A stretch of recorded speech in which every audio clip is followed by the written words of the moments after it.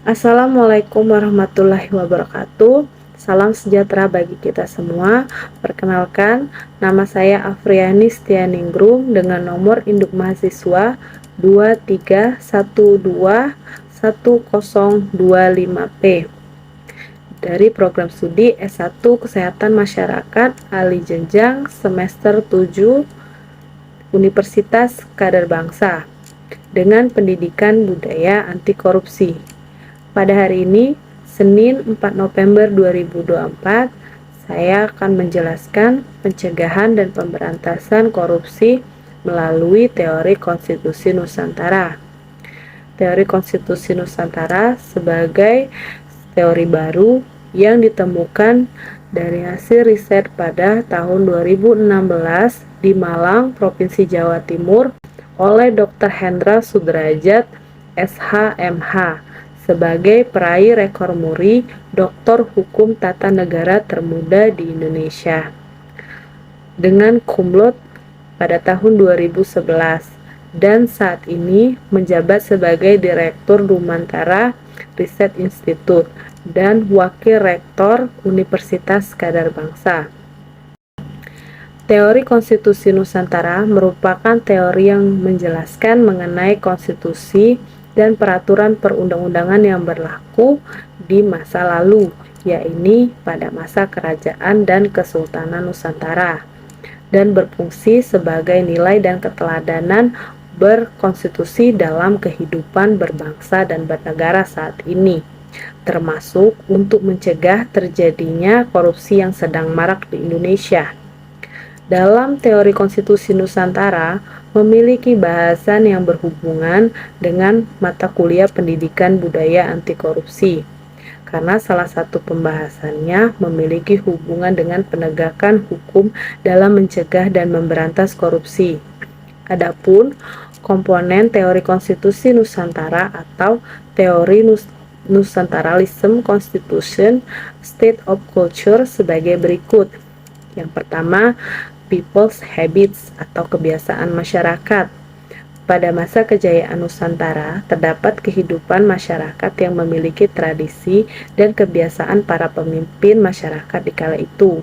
Kebiasaan para pemimpin dan tokoh masyarakat sebagai suatu cerminan keteladanan dalam bermasyarakat.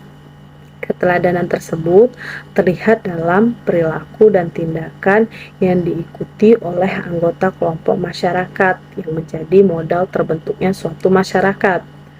Sehingga di mana ada masyarakat, di situ terdapat hukum. Dan pencegahan korupsi perlu diawali dengan kebiasaan, perilaku, dan sikap yang baik seperti menjadi teladan dalam hidup dengan menjadi pelopor anti korupsi di kalangan mahasiswa dan masyarakat. Yang kedua, living law atau hukum yang hidup. Keteladanan yang muncul dari kebiasaan baik pada para tokoh masyarakat, kemudian melahirkan hukum yang hidup, yang sebenarnya menciptakan hukum tidak tertulis dan hukum yang tertulis.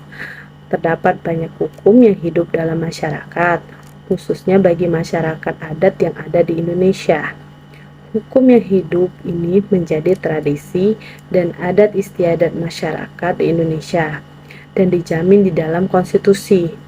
Budaya malu untuk mengambil yang bukan hak miliknya sesungguhnya bagian pendidikan anti korupsi yang memiliki daya tingkat yang efektif. 3. Power of King atau kekuatan pemimpin. Dalam sebuah kepemimpinan dibutuhkan sesuatu kekuatan pemimpin dalam menggerakkan kepemimpinannya. Sehingga dalam teori konstitusi Nusantara dijelaskan bahwa hukum yang hidup tadi menjadi kekuatan pemimpin untuk menjalani kepemimpinan pemerintahannya dan berlaku di setiap tingkatan kepemimpinan, baik dari tingkat pusat sampai tingkat daerah. Kekuatan pemimpin menciptakan kegiatan dalam pemberantasan korupsi di Indonesia. Yang keempat, Royal Constitution atau konstitusi negara.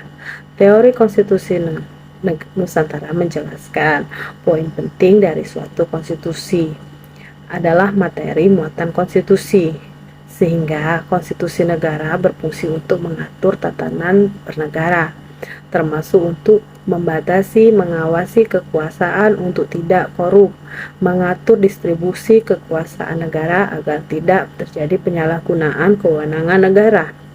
Konstitusi negara terdiri dari konstitusi tertulis dan tidak tertulis, dapat bekerja maksimal untuk mencegah dan memberantas korupsi di Indonesia. Yang kelima, Archipelago Theory atau Kewilayahan Nusantara atau Kedaulatan Negara. Teori konstitusi Nusantara memberikan penjelasan bahwa kedudukan kewilayahan Nusantara sangat penting. Penjelasan kewilayahan Nusantara sama artinya dengan kedudukan kedaulatan negara. Hal ini memberikan pemahaman secara hukum bahwa negara terbentuk dari sebuah wilayah dan kedaulatan masing-masing negara, di samping berasal dari rakyat dan pemerintah. Sehingga kewilayahan posisi keilmuannya penting untuk memperkuat posisi negara. Menurut Dr. Hendra Sudrajat SH.MH, penguatan masing-masing kewilayahan dalam mencegah pemberantasan korupsi perlu dilakukan yang dimulai dari keluarga masing-masing, sehingga korupsi dicegah dari wilayah keluarga yang pada akhirnya menjadi suatu kedaulatan hukum negara yang bebas dari tindakan pidana korupsi.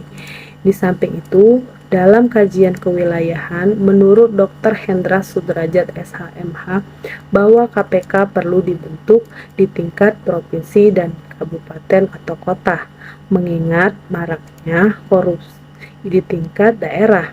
Sehingga dengan keberadaan KPK secara kelembagaan di tingkat daerah dapat bekerja secara hierarki dengan KPK yang ada di pusat. Yang keenam, Kingdom struktur atau struktur negara. Kingdom struktur atau struktur negara dalam pembahasan teori konstitusi Nusantara merupakan struktur dan pembagian kekuasaan dari kekuasaan legislatif, kekuasaan eksekutif, dan kekuasaan yudikatif. Struktur negara ini berlaku untuk memaksimalkan organ-organ negara dalam menjalankan kekuasaan pemerintahan negara. Menurut Dr. Hendra Sudrajat SH.MH, negara memiliki suatu komisi negara sebagai cabang kekuasaan negara, seperti Komisi Pemberantasan Korupsi yang berwenang memberantas korupsi di Indonesia. Yang ketujuh, konsensus legality atau legality konsensus. Teori konstitusi Nusantara menjelaskan bahwa konsensus legality atau legalitas konsensus merupakan kesepakatan antara pemimpin dan rakyat dalam suatu negara.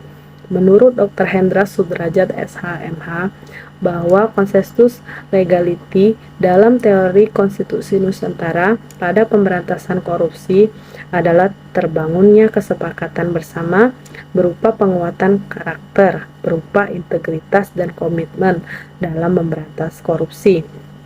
Bahwa korupsi adalah musuh bersama dan ancaman serius bagi kehidupan berbangsa dan bernegara di masa mendatang. Yang 8, State Regulation atau regulasi negara. Regulasi negara dalam teori konstitusi Nusantara yang terdiri dari Undang-Undang Dasar Negara Kedaulatan Republik Indonesia tahun 1945 dan undang-undang lainnya serta peraturan lain yang berada di bawahnya.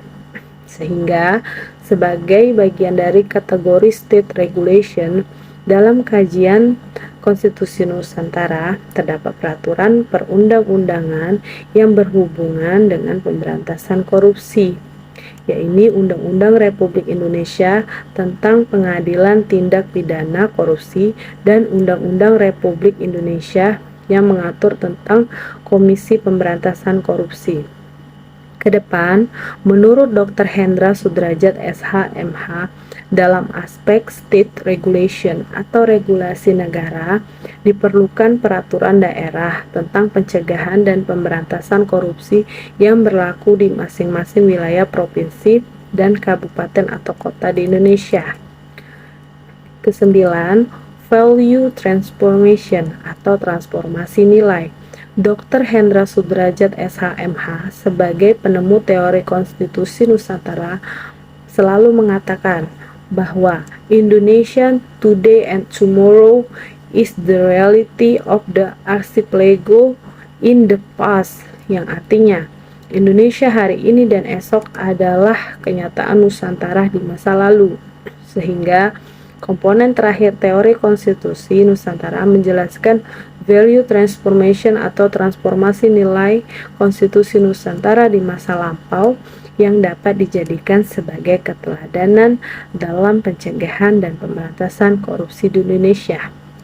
Undang-Undang Simbol Cahaya era Kerajaan Palembang yang ditulis oleh Ratu Sinuhun menurut Dr. Hendra Sudrajat SH menyebutkan adanya perlindungan HAM di dalamnya yang secara tidak langsung melindungi hak milik orang lain dari perbuatan korupsi. Demikian penjelasan dan pembahasan teori konstitusi Nusantara sebagai tugas mata kuliah Pendidikan Budaya Anti Korupsi. Salam 25 Nusantara menuju Nusantara unggul.